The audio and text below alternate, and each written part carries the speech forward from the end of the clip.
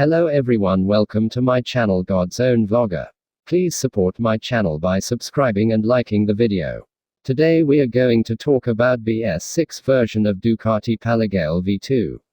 The ongoing COVID-19 crisis hasn't dampened Ducati's spirits.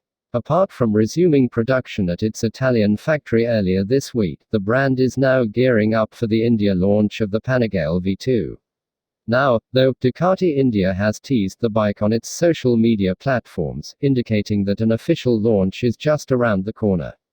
Once launched, it'll be the Italian brand's first BS6 compliant offering in India, and will pick up where the 959 Panigale left off. Based on the 959, it's powered by the same 955cc Superquadro V-twin motor, which has now been updated to meet stricter emission norms. In the process, it has received an additional 5 bhp of power and 2 Nm of torque. The final output now stands at 155 bhp and 104 Nm, but that's not all. There aren't really any bad-looking Panigales out there, but the 959's ungainly side-slung twin exhaust exits were an eyesore on an otherwise gorgeous design.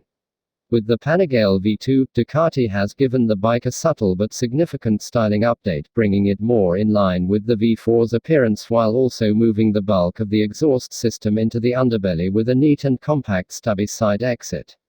It continues to be held together by a monocoque frame, while the suspension and braking components are also the same as before.